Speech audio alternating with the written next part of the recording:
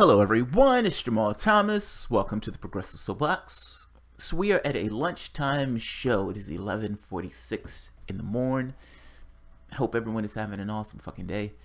Let me make sure I am up. I am seeing green, so I am going to take that as an act of God that I am up. First, before I start, guys, I want to thank everyone for their support for the show. You guys are absolutely awesome. I hate being down. I hate when the show is down, like where I can't do live streams. I love doing live streams. I started just pushing up videos, and somewhere along the way, it went from just pushing up videos to engaging an audience and liking to push that stuff up to engage the audience. Something I enjoy, it's something I like to do. So when I am down, I don't necessarily like it. That being said, it takes both. I guess that's what I'm saying. It takes the audience in order to have a live stream. So I appreciate you guys for being part of the show. That's the first part. The second part, please subscribe if you haven't already subscribed, and like and share. But like and share after you watch, only if you like the video. If you hate the video, don't share or don't like. So today I wanted to get into, let me make sure I am live because this looks weird on my side. Come on, come on, come on, come on.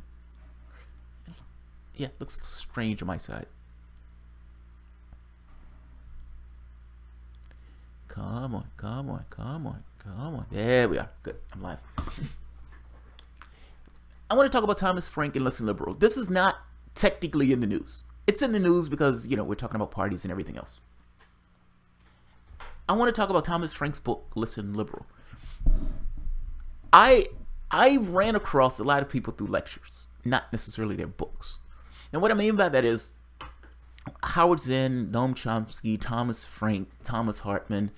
I found these guys through lectures. I love lectures. I love hearing people talk. I said it before. When I used to be dragged to church, I used to like hearing the minister because I thought the minister was fucking awesome. The other people, not so much. I like the oration. I like the way people can use words in order to get across what they're saying. Doesn't always have to be flashy. Doesn't always have to be straightforward. Chris Hedges, same way. Glenn Greenwald, all these people. I came across these people through their lectures. King, X, James Baldwin, lectures. I love lectures. Thomas Frank, I came through his lectures and then eventually drilled down through his books. Some people I found through books, but I like lectures.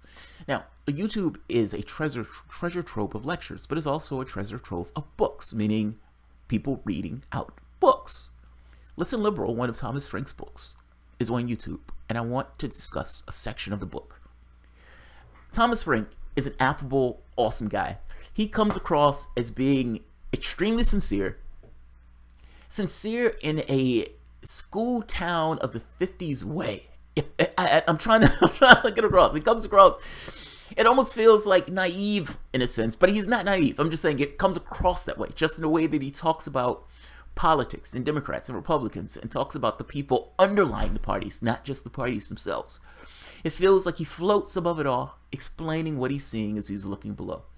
Not necessarily scarred or injured with any kind of indelible stains, just observing it all. I love the way he gives his lectures, and I love the humor in which he gives the stuff, even though what he's saying is damning and cutting in the way he gets it across. Like, if you listen to me, I may get a little annoyed by this process. If you listen to Doors flip it out. But Thomas Frank is telling you something similar, but he's telling you in a jovial, laughing way. It's awesome. I love it. The guy's awesome. When I get 100,000 subscribers, I'll see if he comes on the show. I'll put it that way. He's awesome. I love him. Love his lectures. And in this case, I love this book. I sat there and listened to this book, and I'm amazed by this book. I've given you my no response. The no argument. The basic no argument is complicity gets you nowhere. Complicity actually does get you somewhere. It gets you the same thing that you've always gotten. The Sam Cedars of the world literally arguing that one concentration camp less is somehow a better scenario, as opposed to saying, why the fuck am I voting for concentration camps? I'm getting across to you this idea of being complicit, accepting the political paradigm that you're faced with, as opposed to saying, my energies make this work. Me associating myself with this process, me being okay with this process, me giving this particular party my vote, knowing full well that they're allowing what's taking place to proceed in the way that it is currently and has always taken to proceed. Inexorably, in one direction. The wealth get more and the poor get less. You have parties that have affiliations that are able, based on those affiliations, to take certain sections of the population for granted. And if the populations that are being taken for granted say, I understand you're taking us for granted, and I am still going to participate in this process to which you can take me for granted, then you've earned your status of being taken for granted. Not just earned it, you assist in it. You assist in it. The only status, the only place, the only logical response to this is to not participate. My answer to this is no. If you're going to win your contest, if you're going to proceed in the way that you're going to proceed, you're going to do it without me. My answer is no, I'm done. I'm done. That's the position. It's not necessarily that you full well understand a secondary place to take, but at the very least you need to start somewhere. And being complicit is not the place where you should continue to be. That's my point. That's my argument. If Hillary Clinton wins, or if she would have won in 2012, ensconce yourself into this unsavory reality of a Hillary Clinton winning in 2012. What would have taken place? Do you believe that the Russia-Trump stuff would have been taking place? No. Do you believe the fact that that woman got off scot-free on something she should have went to prison would have been brought up? No. Never would have been brought up. Do you believe that we would be further along in some kind of larger conflict with Russia? Yes. Because they went with the narrative that Russia hacked the account, so yes. She would have taken steps against Russia for something that was nonsense, for something that they couldn't prove, they haven't demonstrated. She would have taken political steps against them. And she probably, if she would have won, it means that she most likely would have won the Senate. She would have had the Senate, and she would have had the presidency. What steps would she have taken in Syria? What steps would she have taken in Russia, meaning towards Russia? Imagine for the moment that Hillary Clinton privatized Social Security. Her husband was going to do it. If it wasn't for the blowjob, her husband would have did it. So it's not that far-fetched. Imagine for the moment she would have privatized Social Security. Imagine for the moment she would have changed a period. She would have put a comma. She would have did something into the Trans-Pacific Partnership. And she would have passed the Trans-Pacific Partnership. Imagine she would have also did that. Imagine, again, further ensconced in Syria. I'm trying to think of gross things that Hillary Clinton would have done in that office. Imagine she would have passed the tax cut also. It might not have been as over the top and gross as strong, but she would have passed a tax cut. No, she wouldn't have got any of those lefty things that she was talking about, and all of that stuff would have been forgotten about the moment she would have taken office. All of those Democrats that are screaming resistance would have shut up. They would have shut up. You would have had a left that would have been pissed off, but you would have had half of what you would consider to be the Democratic Party to just shut up. Sanders would go away. He wouldn't have his platform. He would fundamentally go away. And in 2020, she's up against Ted Cruz. Hell, she's up against Donald Trump again. Well, not Trump. Let's say Ted Cruz. Ted Cruz is likely. Let's say Mike Pence. She's barely beating him. If she's beating him at all, she may even be losing to him, which means she's still going to end up with a Pence-Ted presidency, but that's a maybe. But I'm actually more curious about the Democratic Party at this point.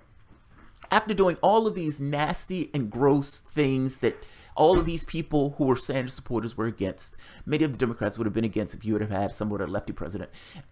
After all these gross things that she said she wasn't going to do in 2016 and she did it anyway, what would be the argument in 2020? Oh my God, Ted Cruz is gross. Oh my God, you can't let Ted Cruz win. Oh my God, what about the Supreme Court? Oh my God, you can't have Ted Cruz in that office. I understand what Hillary Clinton did, but you can't have Ted Cruz. I will help you with a third party the next time around, but you have to elect Hillary Clinton again in the race. That would be the argument. What would be the argument in 2024? Same thing. 2028, same thing. The argument would always be, oh my God, I understand that what the Democrat did was horrible, but the other guy is a maniac and there is no way you can let that person in that office. That is always the argument, because that's always a political posturing. This is a game. This is a political stunt. You're being complicit in a political stunt. I understand it. I understand why you're being complicit in a political stunt. Republicans are horrible people. But fact is, the Democrats are also. And because you're trapped into this political Chinese finger trap, you don't quite understand the situation in which you find yourself. It is a gross situation. It is a gross situation. These guys are not better. They're better from the standpoint where you're looking at a certain comparison, but you are drifting further and further into oblivion. They're using the same argument with you. Go back in time. Look at the arguments. Obama versus Romney. Oh my God, this guy's a maniac. You can't let that guy get in office. He's going to do the exact same things that Obama did when in office, just slightly gross. Obama gave 95% of the wealth to the top 1%. The best that Trump could do is 5%. Best he could do is 5%. Making the point to you that this is a political scam. You're being scammed. The Democratic Party is owned wholly by the plutocrats in the same way the Republicans are. They're a political stunt. They're a political gimmick. It's incrementalism, but that is indeed a political gimmick. They're still wholly owned by plutocrats. Now the question to you is, why are you being complicit with a party whose aim is to take you for granted and to be owned by the same people that are owned by the Republicans? I mean, come on. At some point, at what point do you say enough? At one point do you say, no, I'm done? At what point do you say I'm done? Standing at done, standing at no, with the solidarity of people standing from the standpoint of no, it's the only thing that gets you some fundamental radical change. Not being complicit. Listen to Thomas Frank. I want to play a segment of this book, because a segment of this book hits home at what I've been saying like nobody's business. And Thomas Frank puts it in an amazing way. So, this is Listen Liberal by Thomas Frank. The Powell Memo of the Democrats. Our story begins in the smoking aftermath of the 1968 election, with its sharp disagreements over the Vietnam War, its riots during the Democratic Convention in Chicago, and with a result that Democrats at the time took to be a disastrous omen. Their candidate for the presidency, Vice President Hubert Humphrey, lost to Richard Nixon. Soul-searching commenced immediately. There was one bright spot in the Democrats' 1968 effort, however. Organized labor, which was the party's biggest constituency back then, had mobilized millions of working-class voters with an enormous campaign of voter registration, pamphlet printing, and phone banking. So vast were their efforts that some observers at the time credited labor with almost winning for Humphrey an election that everyone believed to be lost. Labor's reward was as follows. By the time of the 1972 presidential contest, the Democratic Party had effectively kicked the unions out of their organization. Democratic candidates still wanted the votes of working people, of course, as well as their donations and their get-out-the-vote efforts. But between 68 and 72, unions lost their position as the premier interest group in the Democratic coalition.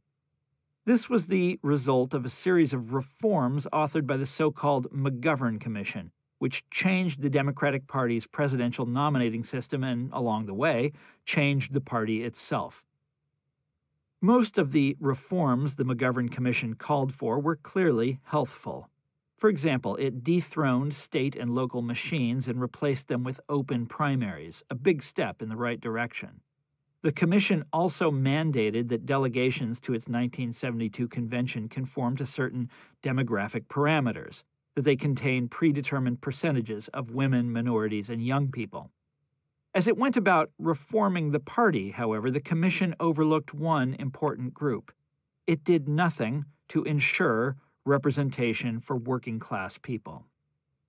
The labor leaders who, up till then, had held such enormous sway over the Democratic Party could see what was happening. After decades of toil on behalf of liberalism, they were being taken for granted, is how the journalist Theodore White summarized their attitude. Said Al Barkin, director of the AFL-CIO's political arm, COPE, early in 1972 as he examined the scenario about to unfold, "We aren't going to let these Harvard-Berkeley Camelots take over our party." But take it over they did. The McGovern Commission reforms seemed to be populist, but their effect was to replace one group of party insiders with another. In this case, to replace leaders of workers' organizations with affluent professionals. Byron Schaefer, a political scientist who has studied the 1972 reforms in great detail, leaves no doubt about the class component of the change. Before reform, there was an American party system in which one party, the Republicans, was primarily responsive to white-collar constituencies, and in which another, the Democrats, was primarily responsive to blue-collar constituencies. After reform, there were two parties, each responsive to quite different white-collar coalitions, while the old blue-collar majority within the Democratic Party was forced to try to squeeze back into the party once identified predominantly with its needs. Years ago, when I first became interested in politics, I assumed that this well-known and much-discussed result must have been an unintended effect of an otherwise noble reform effort. It just had to have.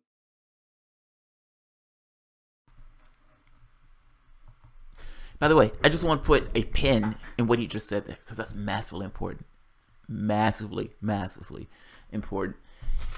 As the party tried to reform itself, it kicked unions out. In kicking unions out, they had a predetermined percentage of identities. That's what they said. They have a predetermined percentage of identities. We have a certain number of minorities and Asians and blah, blah, blah, blah, blah. You've created a dynamic of identity versus class.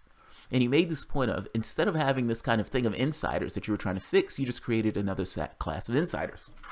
And beyond creating another class of insiders, the people who you depended on, who damn near won you that previous election, you kicked to the curb. You kicked them out. The interesting question here is why? Why would labor get kicked to the curb in this? I mean, certainly they understand that labor was the class that got them into the election itself, meaning got them a fighting, spitting chance. They understood that labor were the people who worked for them, and they were the most identified with their needs, meaning there was a coordination between this kind of inside-outside game, where you had labor working on the outside with the Democratic Party itself being this kind of this collaboration between the two, and from a politics standpoint versus a movement standpoint. Here's the reason, though. The reason is somewhat more... Look, I'm sorry, I'm cynical. I'm born at this time. The reason has to do with incentive. What is the motive? What is the goal? What is the thing that I'm trying to accomplish, and what is the most direct approach to get to that thing? I need to get elected. I need to get as most people as I can to vote for me. And I need to get all of the resources necessary to vote for me. Part of that is the votes, yes, but you have this kind of indirect armaments, indirect pieces in this game, meaning cash, the outside factor of cash. Yes, you have manpower, but you also have this other thing of cash. Labor is going to vote for me regardless. What are you going to do? Go for those other guys. Those other guys want to see you demolished. They don't want unions to exist at all. We've worked with you, yes. We're friends with you, yes. But they want to see you destroyed. We can be apathetic towards you, and at the very least, you're still going to support us because those other guys are maniacs. Why do we need to kowtow to your needs if you're going to support us regardless? Isn't that a straightforward question?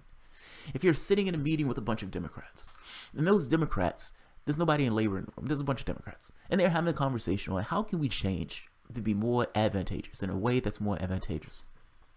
And somebody brings up the point, well, wait a minute, can't we get a different audience? Can't we get a different demographic? Can't we switch, slightly pivot, to get people of a certain particular demographic that we weren't necessarily getting before? Well, wait a minute, what would that mean to labor? Wouldn't that be antagonistic towards labor? Yeah, but labor is going to vote for us regardless. There's a cultural tradition in which we've worked with them on one, and on the second hand, they're never going to go for Republicans because Republicans are batshit crazy. We can be apathetic. They can bask. They can bask in our apathy, and they would appreciate our apathy because, from a standpoint of just comparison, Republicans are going to eat them alive. We'll, at the very least, tolerate their presence. They're incentivized to behave this way based on the political system. But they're double incentivized to behave this way because they were right. Labor said, you're right. We're going to support you regardless because Republicans are crazy. So even though you move further and further to the right, even though you're completely decoupled from us, even though we've been decapitated and you've stood by and watched our decapitation with somewhat of a shrug, we will still support you because the Republican Party is insane. And this has gone on. He's talking about in the 70s, 80s, 90s, come to fruition 2000, 2010. And now we're going into 2020. So let me keep going. I just wanted to put a pin in what he was saying there. And why my argument of stop allowing doubly so. Meaning the doubly so being, we still support you regardless. Their entire plan hinges on this idea that you continue to support them. That you're so terrified of Republicans that you be cowed into supporting them regardless. I'm saying decapitate that part of the plan. Destroy that part of the plan. If we're going to go in a ball of fire, we're going to go in a ball of fire together. We would allow the Republicans to win if that means that you lose and that something else comes up to take your place that would actually represent our interests. We go to the fire together. You're not going to win at our demise. That's my point. You break the legs of the plan. Let's let Tom Strang keep going. It's not that I think it's a fucking awesome solution from the standpoint of the consequences. It's that I think it's the only solution. They're not going to change. They have no reason to change with you being complicit. You want them to change, make them lose. Let's keep going. Build something else up, yes, but make sure they lose. At the very least, they lose not by your own hand or not by you helping them to win over the finish line in order to take you for granted. Keep going, Tom. Have been an accident. I remember reading about the McGovern Commission in my dilapidated digs on the south side of Chicago and thinking that no left party in the world would deliberately close the door on the working class, especially not after workers' organizations had done so much for the party's flat-footed nominee. And right there, that's what I mean when I say reputation. People would think to themselves, there's no way they would do that. Why would they ever do that? I mean, Democrats represent the left. Democrats represent the workers, et cetera, et cetera, et cetera. Even go back to the 90s. I grew up into a family believing that. African-American. African-Americans have been conned into voting like 90% Democrat. If you're voting by 90% that much, you understand that voting 90% that much means they can take you for granted because they know you're always going to vote for them for that much. You're voting that out of fear. It's not because you love the Democrat. You have to start looking at third-party challengers. You have to. You have to. You have to. Even if that means that Democrat loses, you have to. You have to. You have to. If you want anything real and substantive accomplished in your country, in your world, you have to. You need to break this status quo. We grew up in families thinking the exact same thing that Thomas Frank is thinking. There's no way they would act that way. Why would they act that way if Republicans are that way and they need labor to help them out? The thinking being, labor would never support them if they behaved in that way. Missing the fact that Republicans are insane and you have a two-party system and you're stuck with the party that's less rapacious. After this election, my mom naively said, and I love her to death, I don't mean naive in a bad way, I just mean it's purely descriptive. Well, Democrats have to change now. My answer to that was, why? Why? Who did you vote for? Who did you vote for? Let's let Thomas Strang finish. Besides, it all worked out so very, very badly for the Democrats. Neglecting workers was the opening that allowed Republicans to reach out to blue-collar voters with their arsenal of culture war fantasies. No serious left politician would make a blunder like that on purpose. But they did, listener. Leading Democrats actually chose to reach out to the affluent and to turn their backs on workers. We know this because they wrote about it. Not secretly, as in the infamous Powell memo of 1971, in which the future Supreme Court Justice Lewis Powell plotted a conservative political awakening. No, they wrote about it openly, in tones of proud idealism, calling forthrightly for reorienting the Democratic Party around the desires of the professional class. I am referring to a book called Changing Sources of Power, a 1971 manifesto by lobbyist and Democratic strategist Frederick Dutton, who was one of the guiding forces on the McGovern Commission. Taken along with the Republican Powell memo, it gives us the plans of the two big party organizations as the country entered upon the disastrous period that would give us Reagan, Bush, Clinton, Gingrich, and the rest. Where Powell was an arch-conservative, however, Dutton was a forthright liberal. Where Powell showed a certain cunning in his expressed desire to reverse the flow of history, Dutton's tone is one of credulity toward the inflated sense of world historical importance that surrounded the youth culture of those days. In the book's preface, for example, Dutton actually writes this: "Never has the future been so fundamentally affected by so many current developments." Dutton's argument was simple. America having become a land of universal and soaring affluence, all that traditional democratic stuff about forgotten men and workers' rights was now as relevant as a stack of Victrola discs. And young people, meaning white, upper-middle-class college kids, oh, these young people were so wise and so virtuous and even so holy that when contemplating them, Dutton could scarcely restrain himself. They were aristocrats en masse, the Democratic grandee wrote, quoting Paul Goodman. They meant to rescue the individual from a mass society, to recover the human condition from technological domination, to refurbish and reinvigorate individuality. Better, the young were so noble and so enlightened that they had basically transcended the realm of the physical. They defined the good life not in terms of material thresholds or index economics as the New Deal, Great Society, and most economic conservatives have done, Dutton marveled, but as the fulfilled life in a more intangible and personal sense. Yes, the young were beyond the reach of economics, and seen from the vantage point of 1971, the Great Depression, the period that formed the identity of the Democratic Party, was a far-off country suffering from incomprehensible troubles. The New Deal was quickly becoming irrelevant. Dutton acknowledged that the Democratic coalition that came together during the dark years of the 1930s, he mentioned city dwellers, farmers, and blue-collar workers, it still had some life in it, but it either couldn't or shouldn't survive much longer. Now, these were two very different kinds of judgments, but for Dutton they seemed to overlap. The main thrust of Changing Sources of Power was that Democrats needed to reach out to the young, educated professionals-to-be because they were better, more liberal people.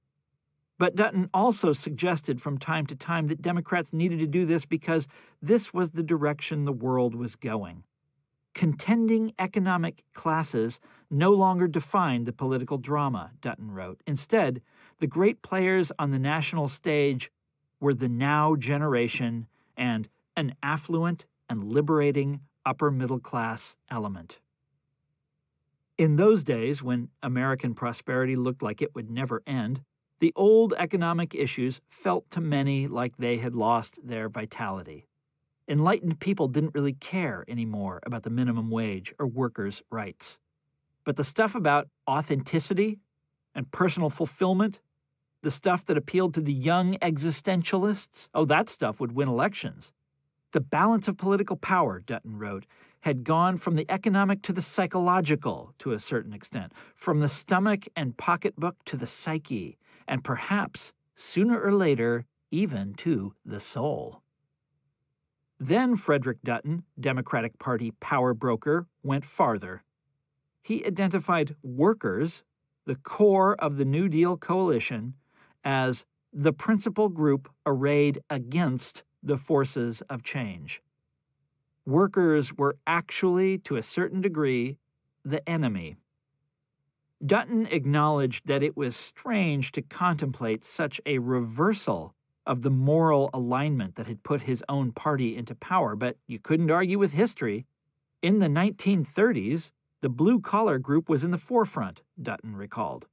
Now it is the white-collar sector, specifically the college-educated group. That was who mattered in the future-altering present of 1971. Put yourself in Dutton's place and you can perhaps understand where he was coming from. In the 60s, labor unions seemed like big, unresponsive, white-dominated organizations that were far closer to the comfortable and the powerful than they were to the discontented. Changing Sources of Power appeared shortly after a disturbing presidential run by Alabama Governor George Wallace, an arch-segregationist whose appeal was then thought to be greatest among working-class whites.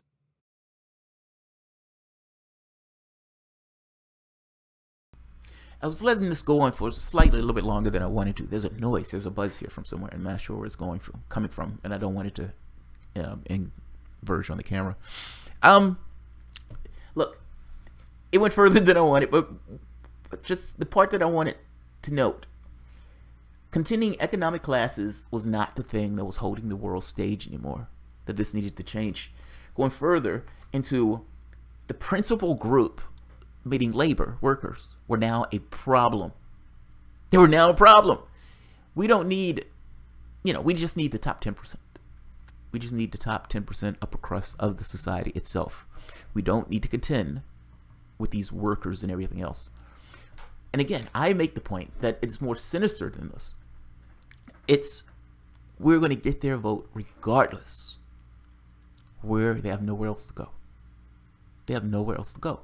Like the famous Bill Clinton thing when he's kind of shunning Jesse Jackson, just thumbing a nose at Jesse Jackson. The point of it all was, you all have put yourself in a position where you have nowhere else to go. You're going to vote for us regardless. Obey. Obey. Listen, Liberal is an awesome book. And this is just a tiny section of that book. So, yeah. Cuts in Social Security has led to homelessness among the elderly. Jim Hayden. Social Security was the thing that literally gut poverty. Gut poverty. Like, think of this situation where you have all these older people with no incomes, living off the sweat of their brow, and you get to after working for 40, 50, 60 years in this country and not having anything to live off. Nothing. Social Security put an amazing dent into poverty. It's vital, necessary. It should not be cut at all. It should be expanded if there's anything that's going to be done to Social Security at all. But Jim, this is kind of my point. I mean, you're kind of making my point. Bill Clinton was talking about privatizing Social Security. Thomas Frank, in this book, makes that note. He gives that bombshell revelation that it was the Monica Lewinsky trial gumming up the works, and gumming up the works so much that they could never get over the hump to even get to that particular bit of legislation. He had agreed with Newt Gingrich to privatize Social Security. This is what you get with Democrats. This is what you get.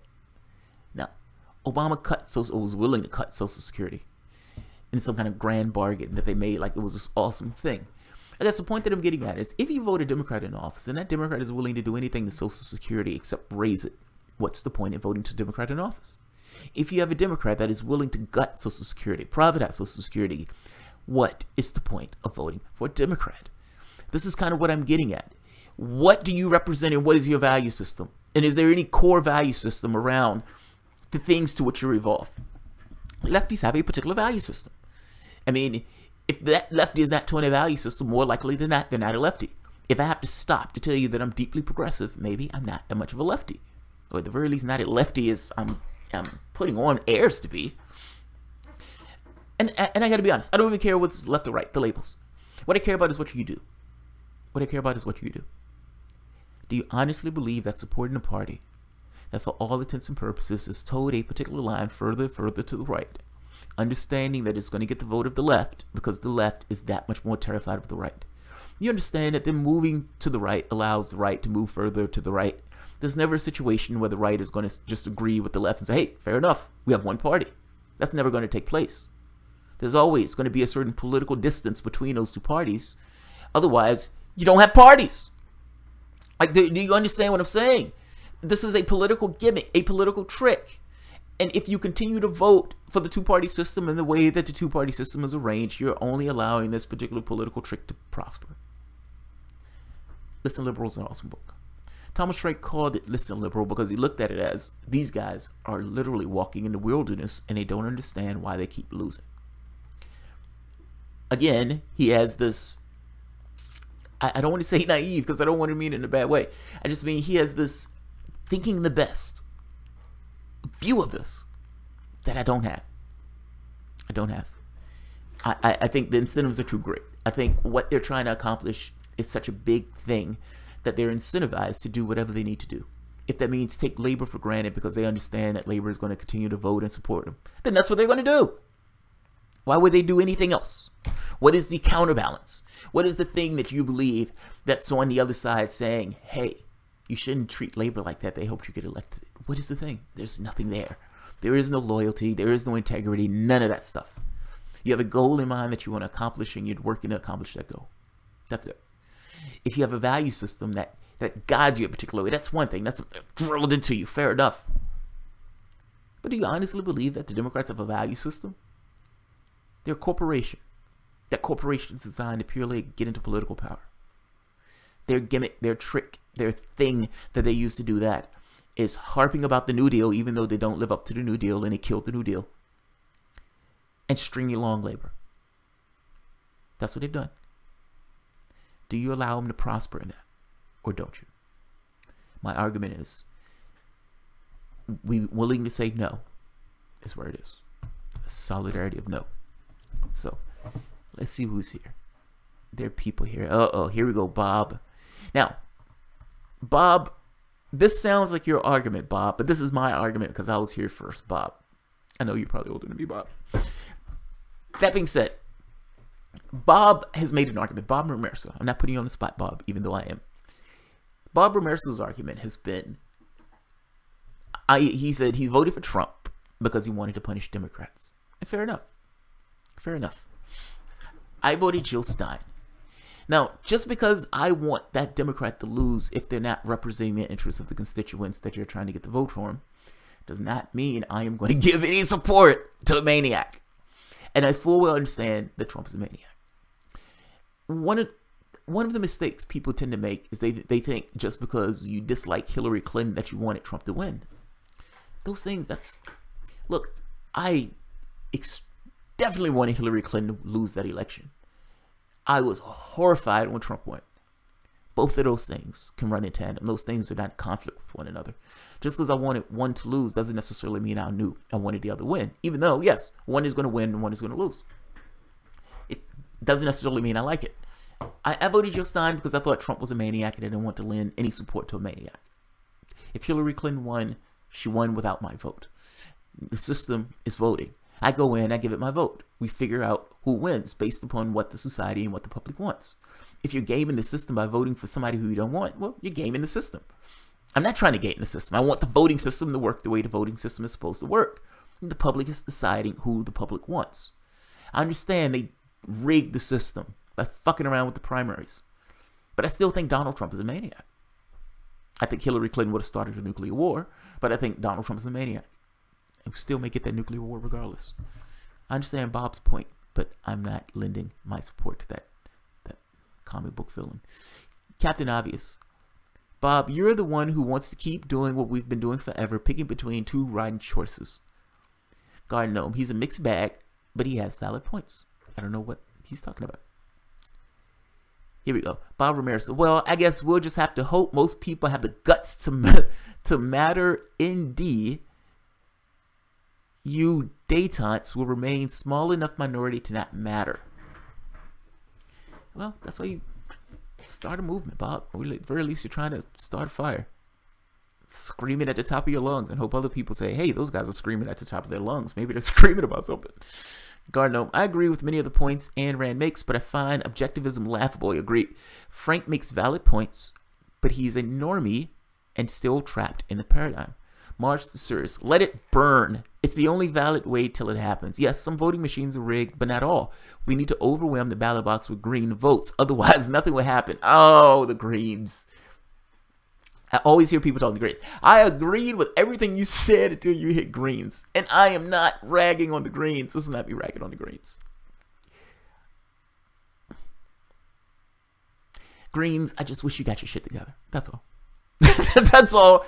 This is a heartfelt from somebody who voted for Jill Stein. I just wish you got your shit together. This is politics. The goal of this is to get elected. There's no crying in baseball or football. There's no crying in politics, at least not in this way. I understand that you have these things against you. This is politics. Of course you're going to have things against you. It's politics. They're trying to keep you out. You're trying to get into the ballot box and get yourself a win. They're going to use whatever they can against you to smear, to undermine you, to hit you in the knees, to fuck around with the process. It's politics. There's no crying. There's only winning and losing. I want you to win because I believe that you would represent my interests. By the same token, I also want the socialist parties to win. I want Democratic Socialists of America to win. I want all these people to do well. This system needs to be broken. It needs to change. Now, I don't know how you do that.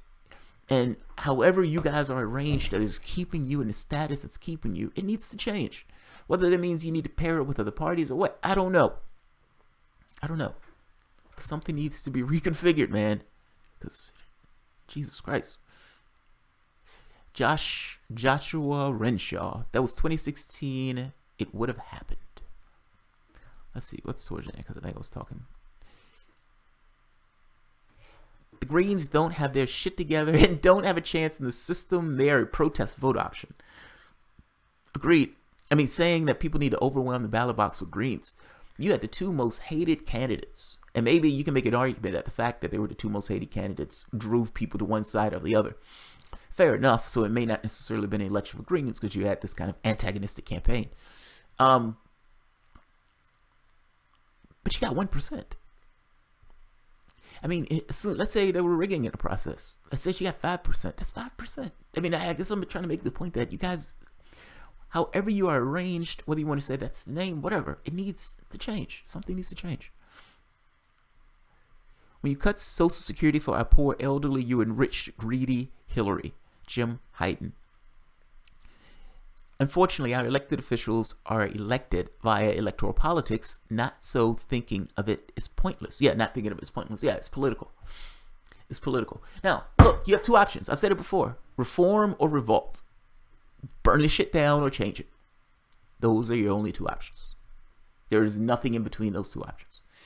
Like, understand what I mean. When I say a binary choice, that is literally the binary choice. Any tinkering that you do to it is reform. If you're saying this needs to be scrapped, you're talking about a revolution.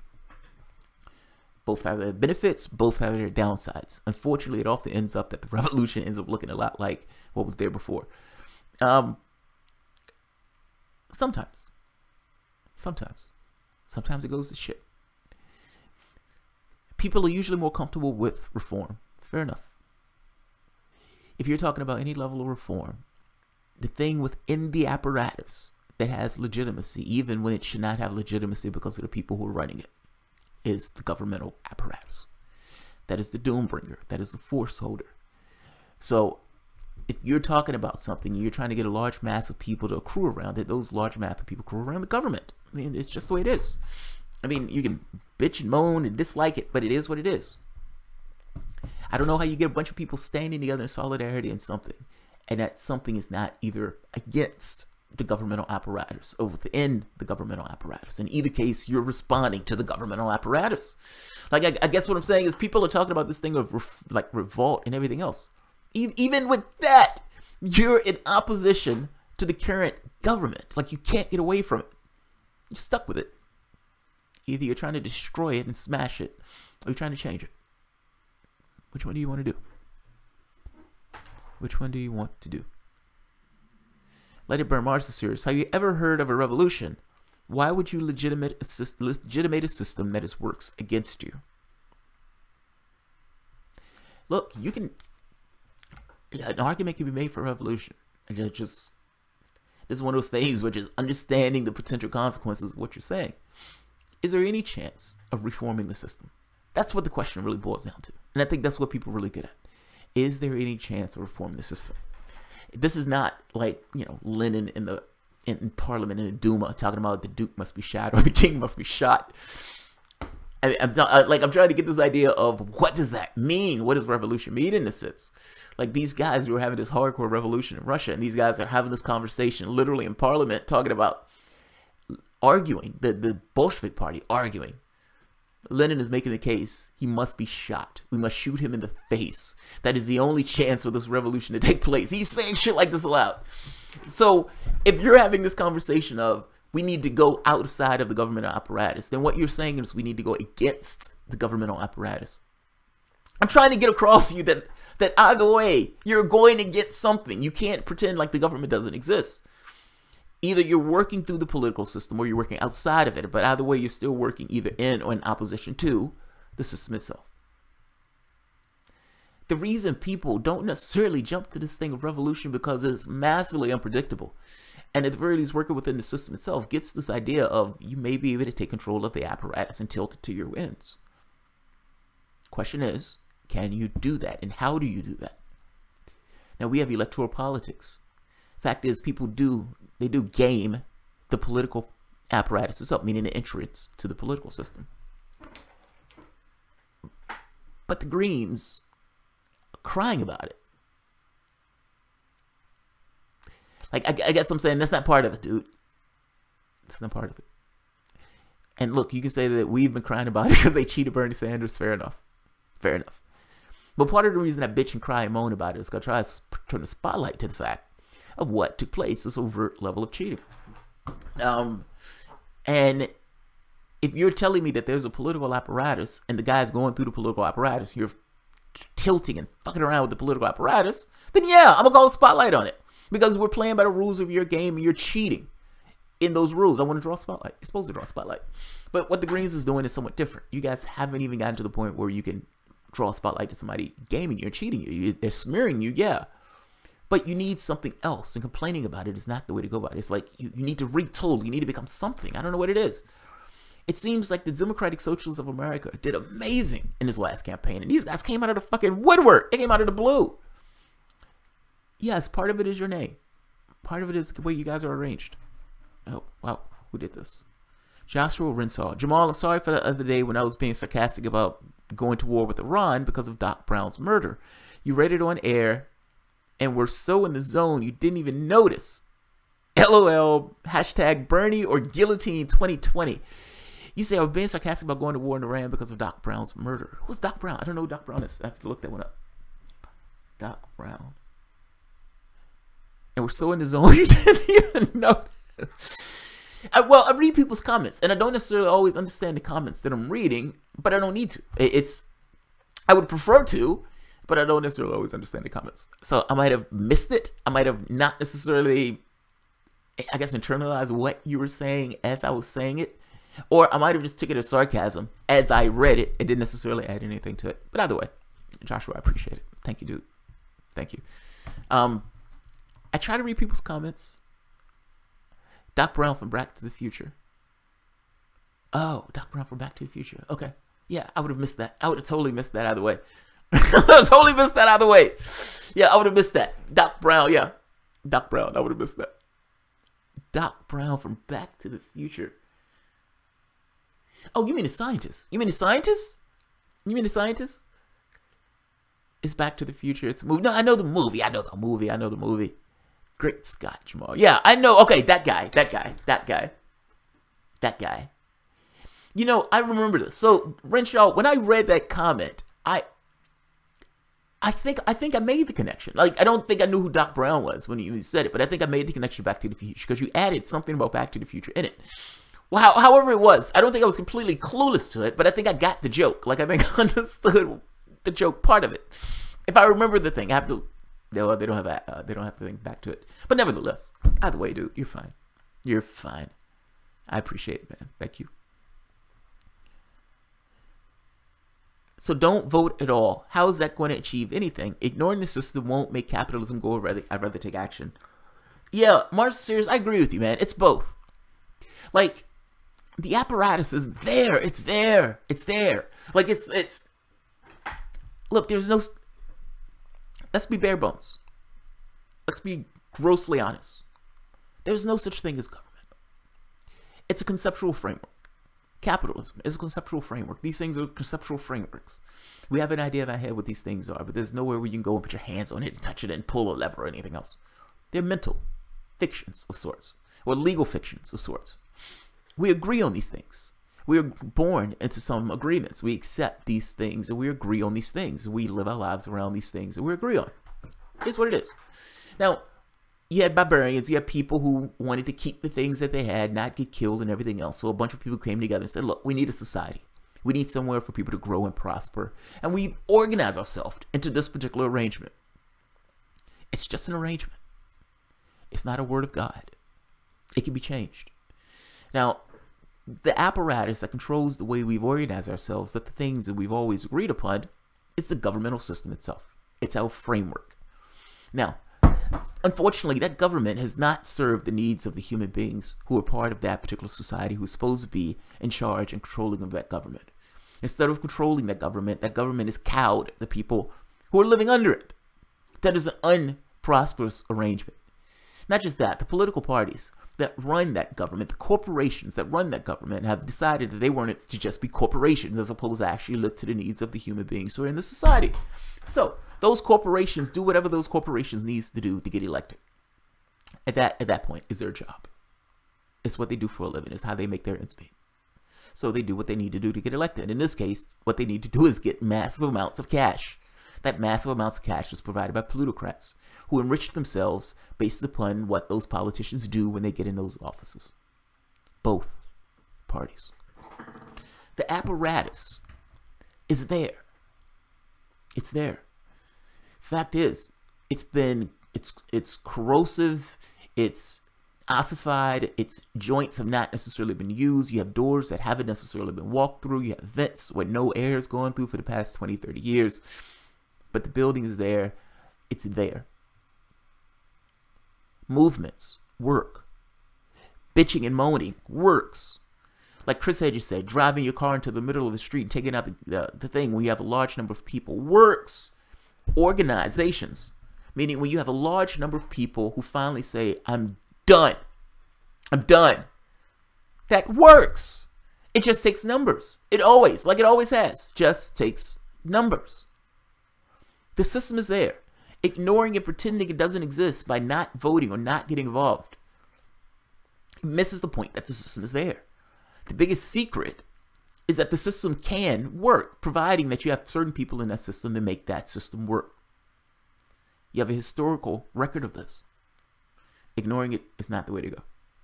Ignoring it is not the way to go. I fundamentally disagree that ignoring it is the way to go. Wesley Walker, I feel I have to say this because it's bugging me. My comment about not being very articulate and educated in your last video was referring to me, not you on the show. Oh, Wesley. Oh, dude. Stop. Shouldn't have it bugging you. Come on, dude. It wasn't that serious. It wasn't that serious. Wesley, I saw that comment and I thought to myself, I was like, yeah, I shouldn't have said that he looks like he owes child support. I thought it was slightly racist. And I thought, yeah, that was underhanded, and that wasn't right. So you calling me on it, I didn't think it was bad in the least. I thought it was, yeah, you're kind of right. That wasn't the best thing for me to say. So, but no, I understand, Wesley, dude. It wasn't that important, dude. But I appreciate it. It wasn't that important. It wasn't that important. I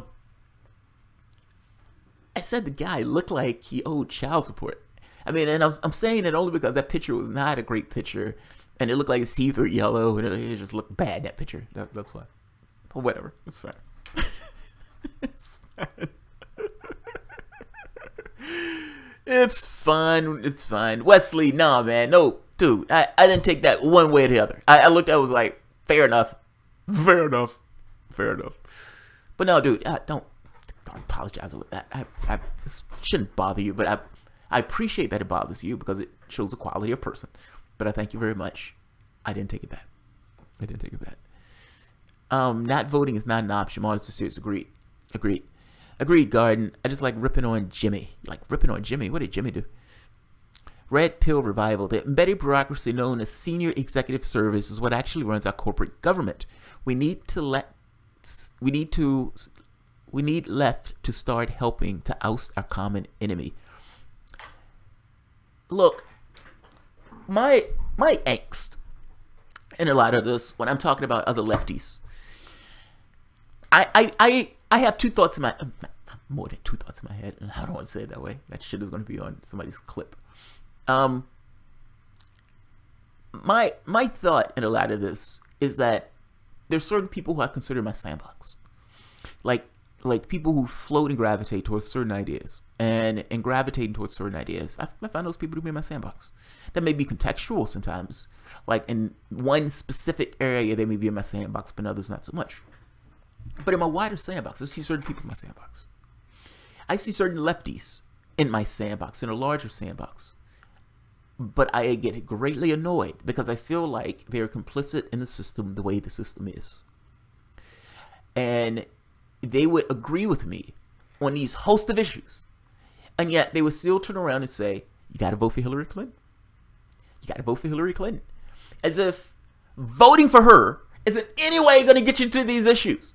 It's like I have these lists of things that I want to accomplish, but I believe that continuing in the system the way it is somehow going to get me to that list of items. How? I've even heard one lefty network, I think it was the Cedar guy, the guy who works with Cedar, says something like he wants to get rid of capitalism. The same guy who said vote for Hillary Clinton as if voting for Hillary Clinton is some strategic thing to get rid of capitalism. Okay, being complicit is somehow going to get you to the strategic goal of getting rid of capitalism. That is insanity. Doing the same thing that I've always got done is somehow going to get me something different in the future. I find that lunacy. Fact is, saying yes and just going along with whoever they put up when you realize they are rigging and gaming the system. These guys, Democrats, don't believe in poverty any more than Republicans believe in the debt. I'm sorry, that's a newsflash. If you're a Democrat, if you're a wayward Democrat, and you're, in some level of your mind is kind of all over the place. You're wondering, oh my God, I don't understand why this. Democrats don't care about the poor any more than Republicans care about the debt. Congratulations. You're one step closer to understanding politics in America. This is their gimmick. If you really want something different, meaning if you want a different world and different society, this society can be organized any way you want the society to be organized. It can't. There is no God above that's forcing it to be this way. This is a choice. The political apparatus is the thing that we use to organize that choice. That's what it is. If you have a large number of people with a large will pushing behind something, it can change. That's what I'm trying to get across. There is historical record of the political system changing.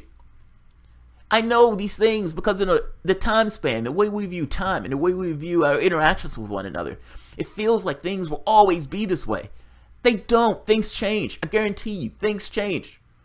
What were things like in the 40s? Do you honestly believe that the political context was the same? What about the 20s? What about the 1820s? What about the 1880s? They change. What was it like to sit there as a slave looking at the world thinking, fuck man, it's always going to be this way? It changes. The thing that allows it to change, however, is people having ideas in their head on what they want that change to look like. That's anything. Doesn't matter what it is. Whether you're talking about your life as an individual or you're talking about the politics itself. What is a clear idea of what I want to articulate upon the world and how do I get that accomplished? That's all it ever is. Having a motivated group of people who's saying, this is what the world should look like. This is what we want the world to look like. And God damn it, we're going to make it look this way. That's what make change takes place. The political apparatus is just a tool to make that change takes place upon the world from the standpoint of the laws that we have. The law, government, all those things are just political arguments to do what you want to do and how you want to make that accomplished.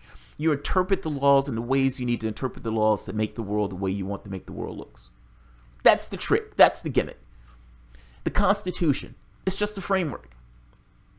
You interpret it the way you need to interpret it, and you defend that interpretation. That's what Obama did. That's what Clinton did. That's what Bush did. That's what all of them did. That's what all of them do. If you're a lefty and you're going into office, you should think about this in the exact same terms, in the exact same way. What do I want the world to look like, and how do I need to interpret the laws, and what laws do I need to pass to make it look that way? That's your world.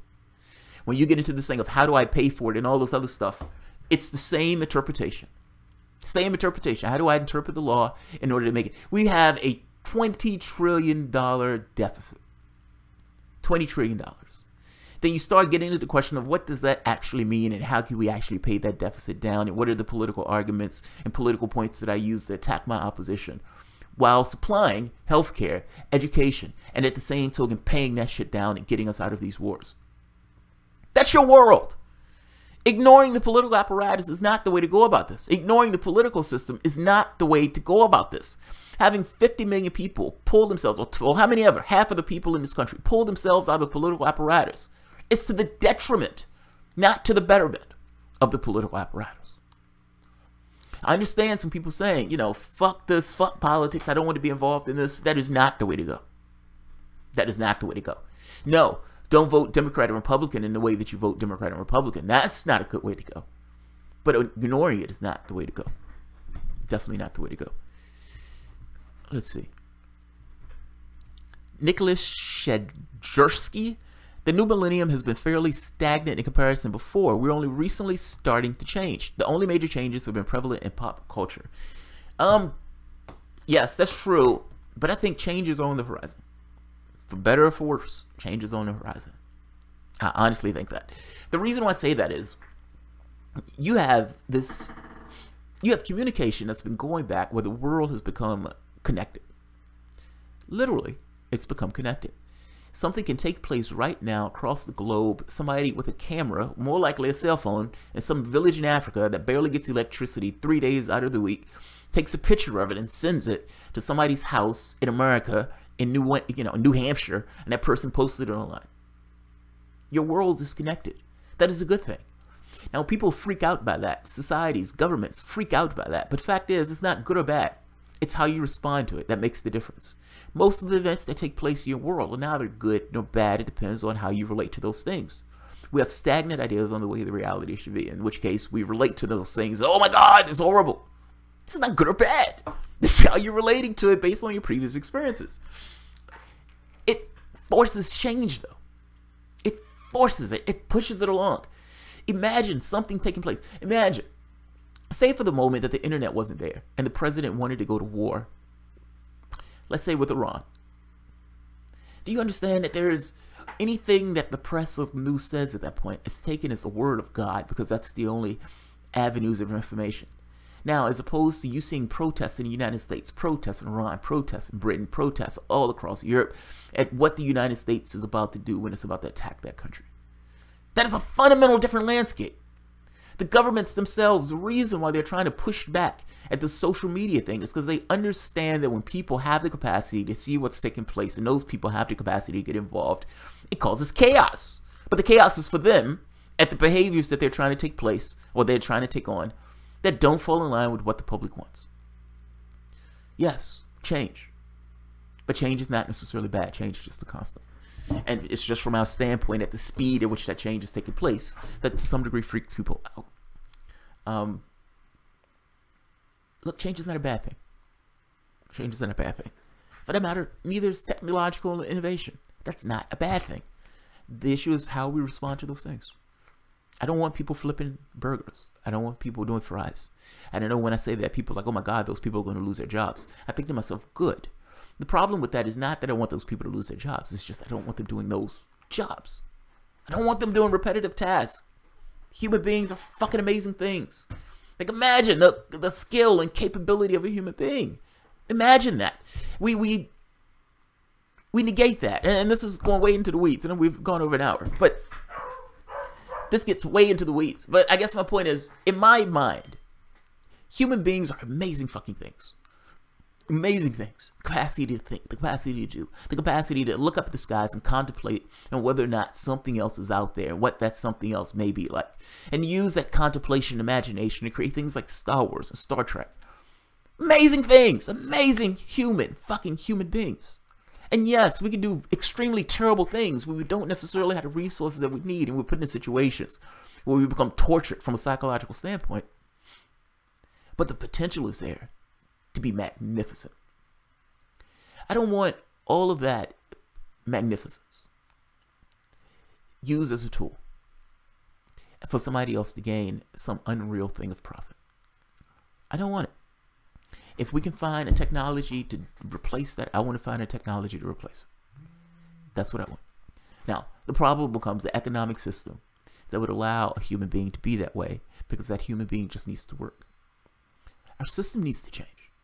Our system needs to fundamentally change from one of making sure people, like 1% of us, is magnificently wealthy, to making sure that we have a different planet, one of abundance, one of sustainability, where we're not necessarily doing things to essentially destroy habitable life on this place.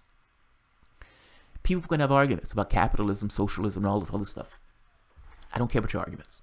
What I care about is, do we have the technology to make sure that we have the things that we need? That answer is yes. Do we have the technology to end suffering and end people having to work these mundane jobs? The answer is yes. There will always be work. My issue here is not whether or not people work. My issue here is, do we have the capacity to make sure people have the things that they need, and can we at the very least start there? That's where I am. So I'm not going to keep this one long. Let me see if I missed anybody.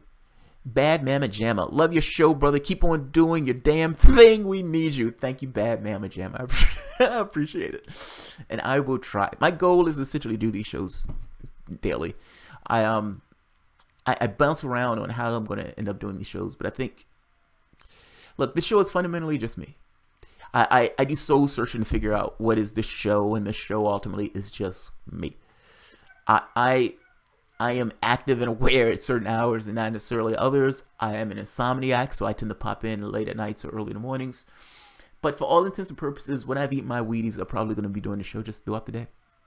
So with pop-ins probably at nights. So it's probably going to be daily. It's going to be daily. I try to do call-ins, but I never get a huge number of people calling in. And I'm somewhat skeptical on opening up the calls to pretty much everybody because, let's be honest, you have some insane people out there. But, yeah, I got to think about that one. April 20th is coming up, by the way. I would love to have a 420 show on April 20th. Then I would, and there is a way to do that. I just don't quite sure know how. So please leave comments at the bottom on how, if you have any information, or contact me by email. But Washington, D.C. allows you to smoke and to use pot, but you can't sell pot. It sounds weird, but it's true. So they've been having these pot things in D.C. where they would go in, have smokeouts. You can buy your ticket at the door, and with every ticket purchase, they will give you a joint that you can take or not take. It's your choice. Because it's your choice, they're not actually selling you pot. They're selling you an event to go to. And people just so happen to have pot at the event. People are fucking awesome. This is what I mean. This is what I mean when I say people are amazing fucking things. They put a law out saying, yes, it's legal to use, but it's not legal to buy. And people said, okay, fair enough. Hey, come to my event. We're offering pot at this event. You don't have to use the pot. How much is it to get into the event? Oh, about 10, 20 bucks. Hey, by the way, here's some pot. I'm giving you this. Thank you. You can thank the owner. So my thought is to do something similar. To have an event, have a show that's live, have a live show, and then having a live 420 show. And it would be different segments and everything else. But, and having like a live 420 show, broadcast it, one. Again, don't know how to do that. And it may not be a broadcast, it may just be a live show and push up later. And having a fucking awesome smoke out live show with the audience. I think that would be amazing. I think that would be absolutely amazing. I am turned on by that idea. I need to think about that one. I need to figure out how to do that. But Washington, D.C. is only like a few hours away. So, yeah, I need to think about it. I don't want to necessarily just sit here for 20 minutes thinking about it on air. So, I am going to say thank you to everyone for coming. I have another couple of shows coming up next. And I will see you guys probably in about 20 minutes or so. So, thank you everyone for coming. And thank you everybody for your contributions. Yeah, Bam Bam Jamma. Thank you guys. Guys, I appreciate all your support. You guys are immensely appreciated. You guys help the show keeps going. Like I said, I've gotten to the point where I started looking at the show as a part-time thing. And it's weird. It's funny. It's strange. I ended on this. It's like when you're doing a full 8 hours a day doing the show, there's always this feeling of, okay, there's something else to do. Like there's always this feeling of like you're usually doing it while you're tired. So it's like your last bit of energy while you're doing it. And if I'm being honest, you're always scanning the news and looking for information. And so, but there's always something else that you haven't gotten to, something else that you need to do. So you always feel like you're in this perpetual thing of trying to get stuff done, even though your energy is pretty much expended during the day doing ridiculousness for somebody else. Doing this where you're saying, okay, this is now the majority, what I am doing, looking more into this, the news becomes more relevant to you. Like what takes place around the world takes more of a prominence or a relevance. Like something takes place on something that you're covering, and it becomes more personal, even though you're still the same distance away from it. Your attention becomes more real, more impactful on it. It's very strange. It's a very strange transformation in regards to doing news or doing, I guess you can say a channel. Doing news sounds a little weird. I always like the term doing the news because whatever that means. Doing the news sounds awesome. But yeah, it feels weird. It's just a different transformation, a different weirdness in transition. I guess my point in all this is having the audience allows it to take place. So hitting 10,000 is still weird to me. All of this is somewhat weird to me, but you guys, I thank you very much. You guys have been immensely, I guess helpful. I mean, in doing it. Otherwise, I couldn't do it if nobody watched. So thank you guys very much. Share, like, subscribe, and all that good stuff. And I will see you guys in probably 20 minutes or so. Thanks, everyone.